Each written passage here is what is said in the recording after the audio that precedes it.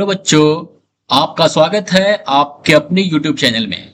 ठीक है, आज हम लोग डिस्कस करेंगे 2026 का जो आपका क्वेश्चन पेपर है मैथमेटिक्स का, उसको हम लोग आज डिस्कस करेंगे। ये आपके क्वेश्चन पूछा हुआ है सेकंड सिटिंग में। ठीक है, और जो बच्चे एग्जाम देने वाले हैं 2027 में, उनके लिए ये काफी वरदान होने वाला है। ठीक है ना, क्योंकि ये सारे क्वेश्चन जो है इसी टाइप के क्वेश्चन आपके एग्जाम में 2027 में ही पूछेंगे। ठीक है ना, सिर्फ डेटा को क्या कर देगा, चेंज कर देगा। तो आप देख लीजिए कि किस टाइप का क्वेश्चन पूछा गया था, ताकि आप अपनी तैयारी को उस हिसाब से आप कर सकते हैं। और जो चैप्टर आपने पढ़ लिया है, ठीक है, उसके क्वेश्चंस को आप अपने से बनाने का ट्राई कीजिएगा। ठीक है, ताकि आपका जो कॉन्फिडेंस है वो बिल्ड हो। ठीक है ना, तो आपका कॉन्फिडेंस का जो लेवल है वो हाई रहेगा। ठीक है, तो आइए देखते हैं हम लोग आज का जो पहला प्रश्न है उसको हम लोग डिस्कस करते हैं। देखिए, आपका समांतर श्रेणी का प्रश्न है। समांतर श्रेणी का प्रश्न है, ठीक है, काफी आसान प्रश्न दिया हुआ है कि 7 और ये आपका 7 प्लस रूट 3 और 7 प्लस 2 रूट 3, 7 प्लस 3 रूट 3 का सार अंतर पूछ रहा है।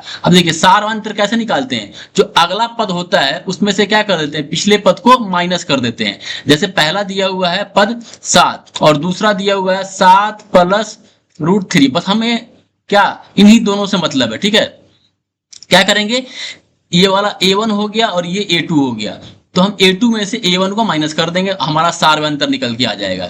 7 प्लस रूट 3 यहां लिखेंगे और माइनस का 7 लिख देंगे। 7 से 7 कट गया, बचा कितना, रूट 3। यही आपका आंसर हो गया। ठीक है ना, तो ऑप्शन नंबर बी इसका सही जवाब है। अगला क्वेश्चन देखिए, निम्नलिखित में कौन समांतर श्रेणी में नहीं है। कौन समांतर श्रेणी में नहीं है, यहां पे देखिए समांतर श्रेणी में मतलब समांतर श्रेणी में होने का कंडीशन क्या होना चाहिए, a2 माइनस a1 बराबर, ठीक है, a3 माइनस a2। ठीक है, ये आपका कंडीशन अगर होगा तो ये क्या होगा, ये समांतर श्रेणी में होगा, नहीं होगा तो नहीं होगा। ठीक है, तो आप देख सकते हैं -5 में से देखिए माइनस का 7 को माइनस करेंगे, अगर यहां भी माइनस है और यहां अंदर भी माइनस है, ठीक है, तो क्या हो जाएगा, -5 और प्लस का 7 कितना आ गया, 2 आ गया। अब देखिए a3 माइनस a2 को माइनस करते हैं, यहाँ पे माइनस का 3 में से माइनस का 5 को करेंगे तो 1 कर देते हैं, बाकी समझ में आ जाएगा आपको। ठीक है, माइनस के 5 को करेंगे तो कितना आ गया, 3, और ये प्लस का 5 हो गया, यहाँ पे माइनस का 3 है, तो ये कितना आ गया, इसका भी 2 आ गया। ठीक है, तो ये आपका क्या हो जाएगा, ये वाला आपका टर्म जो है ये आपका एपी में है। उसी तरह यहाँ पे देखिए 3 5, 5 में से 3 गया तो माइनस का 2, 7 में ये 5 में से 3 गया तो 2 बचेगा, और 7 में से 5 गया तो ये भी आपका 2 बचेगा। ये भी आपका क्या है, ये भी आपका समांतर श्रेणी में है। यहाँ भी देखिए 4 में से 2 जाएगा तो 2 बचेगा, 6 में से 4 जाएगा तो 2, आपका 2 बचेगा, तो ये भी आपका समांतर श्रेणी में है।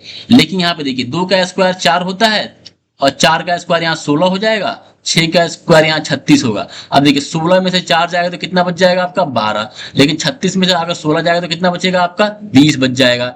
ये दोनों बराबर नहीं है, इसलिए यही आपका जो होगा वो समांतर श्रेणी में नहीं होगा, बाकी आपका तीनों है। तो इस टाइप का क्वेश्चन आपका एग्जाम में पूछा जाता है। ठीक है, अगला सवाल देखिए, निम्नलिखित में कौन समांतर श्रेणी में है। समांतर श्रेणी में कौन है, इसमें से कह रहा है। देखिए 4 में से 1 जाएगा तो क्या बचेगा, 3, और 8 में से 4 जाएगा तो क्या बचेगा, 4, तो ये आपका नहीं होगा।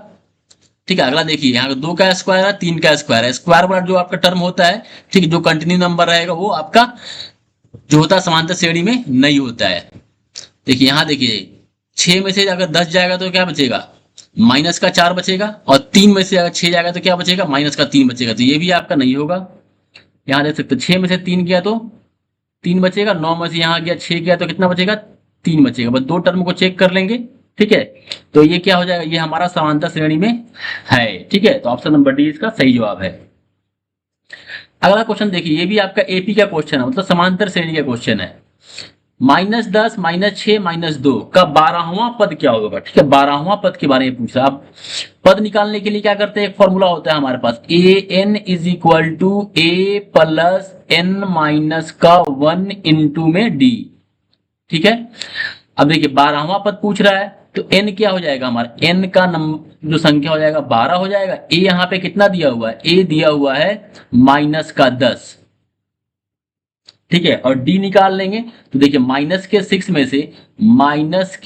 में से हम माइनस का जो 10 है उसको क्या करेंगे, घटा लेंगे, तो ये हो जाएगा माइनस माइनस प्लस हो गया, तो माइनस का 6 और ये प्लस का 10 बराबर में क्या हो जाएगा, 4 आ गया प्लस का, तो d इज इक्वल टू क्या हो गया 4 हो जाएगा। ठीक है,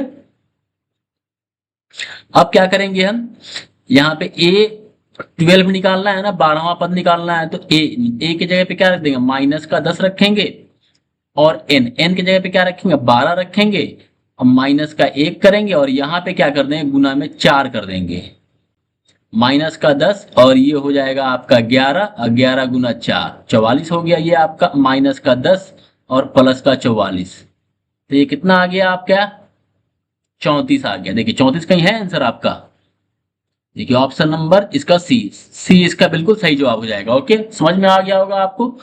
ठीक है, आपको फुल हम डिटेल में बता दिए हैं यहाँ पे हम।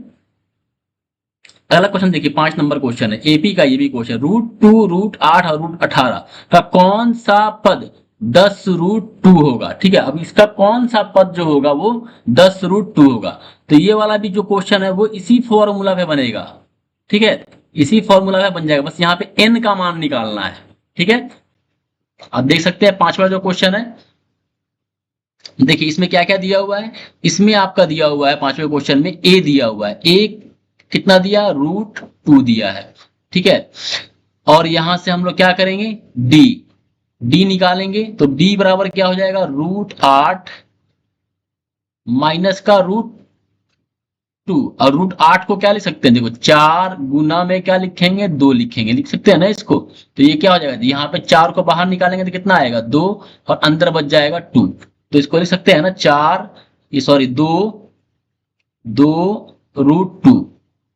और माइनस का क्या है √2। अब 2 √2 में से अगर √2 को अगर माइनस करेंगे तो कितना बचेगा, सिर्फ √2 बच जाएगा। थोड़ा सा बस क्वेश्चन को क्या कर दिए हुआ, घुमा दिए हुआ, ताकि आपसे यहाँ मिस्टेक हो, लेकिन आप मिस्टेक नहीं कीजिएगा। ठीक है ना, √2 बच जाएगा इसका d, और यहाँ पे n तो हमें निकालना है, और क्या दिया हुआ है यहाँ पे an के वैल्यू दिया हुआ है, an बराबर क्या दिया हुआ है, an बराबर दिया हुआ है 10√2। ठीक है, और n आपको क्या करना है निकालना है।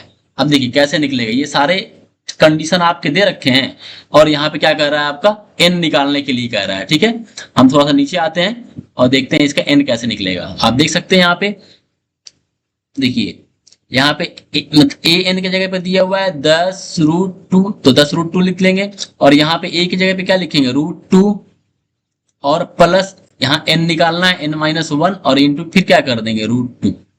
ठीक है, डी की जगह पे कितना दिया हुआ, देखिए यहाँ डी की जगह पर √2 है, तो यहाँ √2 लिख लेंगे। देखिए क्या कीजिएगा आप, इस √2 को, ये आपका √2 है, इसको बराबर के इस साइड लेके अगर आप आइएगा तो 10√2 हो जाएगा, और माइनस का क्या हो गया, ये माइनस का √2 बचा, और यहाँ बच जाएगा n-1 इंटू √2। ठीक है, अब ये 10√2 में से एक √2 जाएगा तो क्या बचेगा 9√2 बच जाएगा, और यहाँ है n-1 और √2 है। अब ये अब इस √2 को बराबर के इधर आप अगर लेके आइएगा तो क्या हो जाएगा, ये 9√2 और डिवाइड में हो जाएगा √2, इससे ये कट गया आपका, और यहाँ आ जाएगा n-1। अब यहाँ देखिए n-1 बराबर क्या बचा, यहाँ 9 बचा, तो n बराबर क्या हो जाएगा 9 + 1 बराबर क्या आ गया 10। ठीक है, समझ में आ गया हुआ ये क्वेश्चन, तो ये आपका इसका आपका आंसर हो जाएगा, ये आपका कौन सा पद हो जाएगा 10वां पद है। ठीक है ना, ऑप्शन नंबर इसका बी बिल्कुल सही जवाब है। ठीक है, 5 नंबर क्वेश्चन तक आपको समझ में आ गया होगा। क्वेश्चन नंबर 6 से हम इस नेक्स्ट क्लास में इसको अपलोड कर देंगे। ठीक है, नेक्स्ट क्लास में यहाँ से हम लोग क्वेश्चन नंबर 6 से करेंगे। अगर क्वेश्चन नंबर 5 तक आपको समझ में आया होगा तो आप हमारे चैनल को सब्सक्राइब करें। फिर मिलते हैं अगली क्लास में।